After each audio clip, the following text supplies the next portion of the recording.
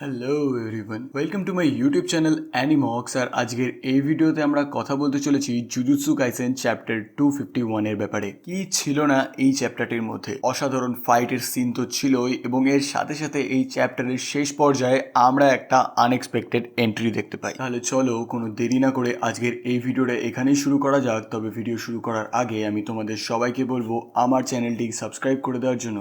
আর তোমরা যারা অলরেডি আমার চ্যানেলটিকে সাবস্ক্রাইব করে দিয়েছো তাদের জন্য আরিগাতো গোজাইমাস। চ্যাপ্টারটির শুরুতেই আমরা দেখতে পারি ইউটা এবং ইউজি সুকুনার সাথে ফাইট করছে। ইউটা সুকুনাকে আটকে রেখেছে সুকুনারই একটা অ্যাটাক ক্লিফকে কপি করে সেটা ইউজ করে। এরম অবস্থাতেই ইউটা জানায় যে সে সুকুনার 20th অর্থাৎ 20তম আঙুলটি খেয়ে নিয়েছে, যার ফলে সে সুকুনার এই অ্যাটাকটিকে কপি করতে পারবে। এরপরেই সেখানে ইউজি চলে আসে এবং সেও ধূপধাপ মারতে থাকে সুকুনাকে। যেহেতু সুকুনার দুটো হাত বিজি ছিল তখনও, কারণ সুকুনা সেই হলো উইস্কার বাস্কেটটি বানাচ্ছিল যাতে ইউটার কোনো রকমের অ্যাটাক সুকুনাকে সম্পূর্ণরূপে মেরে ফেলতে না পারে। ইউজি সুকুনাকে মারছিল, ঠিক তখনই সুকুনা কায়দা করে ইউজির গলাটিকে ধরে ফেলে এবং এই সময় ইউজি সুযোগ বুঝে সুকুনাকে ডিস্ট্র্যাক্ট করার জন্য তার মুখ থেকে রক্ত ছিটিয়ে দেয় সুকুনার মুখে। এরপরে ইউটাও চলে আসে এবং সে একটা জোরে ঘুষি মারে সুকুনার মুখে। এরপরেই সেখানে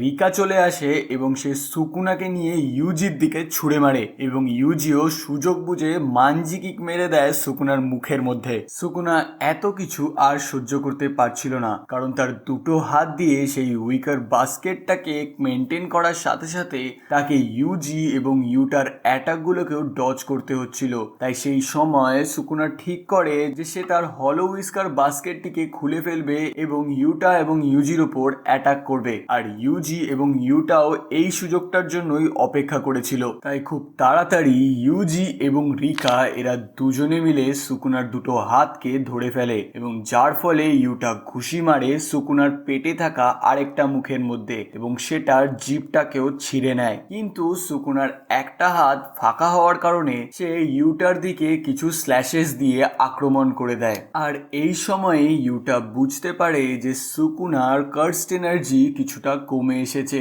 সেটা আগের মতো আর শক্তিশালী নেই। তাই ইউটা আর কোনো রকম ভয় না পেয়ে তার কাটানা নিয়ে সুকুনার দিকে এগোতে থাকে এবং সুকুনার ওপর তার কাটানা দিয়ে আক্রমণ করে দেয়। যেই সময় আক্রমণ করতে যাবে ইউজিও সেই সময় সুকুনার মুখে ছুঁড়ে মারা ব্লাডটাকে ব্লাস্ট করে দেয়। এর থেকে আমরা বুঝতে পারি যে ইউজির কাছেও কিন্তু ব্লাড ম্যানিপুলেশনের ক্ষমতা রয়েছে। আর এই সব কিছুর মাঝে ইউটা ম্যানেজ করে ফেলে সুকুনার একটা হাত কেটে ফেলার। এরপরে আমরা একটা ছোট্ট ফ্ল্যাশব্যাক দেখতে পাই যেখানে টাইম স্কিপের সময়ের ইউজির ক্রুটাকে আমরা দেখতে পাই, যেখানে ইউজি বলছিল তারা কি করে সুকুনার মধ্যে থেকে মেগুমিকে বার করতে পারে। ইউজি এখানে বলে যে দুটো সোল কখনোই একসাথে মার্জ হতে পারবে না। এর সাথে সাথে এখানে এটাও বলা হয় যে জেকব ল্যাডার্স টেকনিক, যেটা যে কোনো রকমের কার্সড এনার্জিকে সম্পূর্ণরূপে নালিফাই করে দেয়, আর এটাই ইউজ করবে তারা সুকুনার ওপর। কিন্তু যেহেতু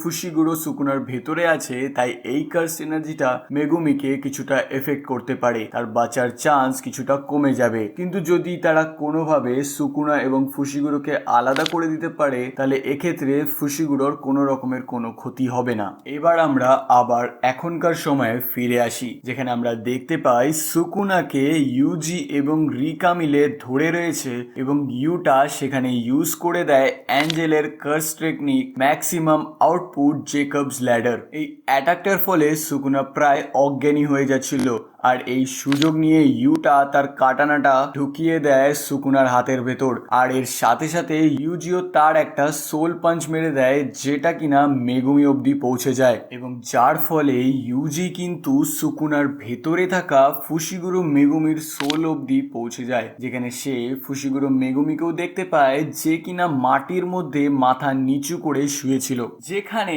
ফুশিগুরো বলছিল যে সে অনেক সহ্য করেছে এবং এর সাথে সাথে আমরা এটাও দেখতে পারি যে ফুশিগুরোর আর কোনো রকমের বেঁচে থাকার ইচ্ছা নেই। স্বাভাবিকভাবেই সুকুনা তাকে ব্যবহার করে তার বোনদেরকে এবং তার মাস্টার গোজোকে মেরে ফেলেছে, আর এটা স্বাভাবিক। এই কারণগুলোর জন্যই ফুশিগুরো অনেকটাই মনদের দিক থেকে ভেঙে গেছে। যখন এই সব কিছু হচ্ছিল, অর্থাৎ যখন ইউজি ফুশিগুরোর সাথে সুকুনার সোলের ভেতরে কথা বলছিল, এই সময়ের মধ্যেই সুকুনা আবার সময় পেয়ে যায় তার 3টে অ্যাটাক করার, টুইন মিটিওর, রিকয়েল এবং স্কেল অফ ড্র্যাগন। সে এই 3টে অ্যাটাক করে বসে ইউজি, রিকা এবং ইউটার ওপর। আর এর সাথে সাথে সুকুনা ইউটার ডোমেনটাকেও ব্রেক করে ফেলে। সুকুনার এই 3টে অ্যাটাক কিন্তু চরমভাবে আহত করেছিল ইউজি, রিকা এবং ইউটাকে। তবে এপিসোডের শেষ হয় একটা সারপ্রাইজ এন্ট্রির সাথে,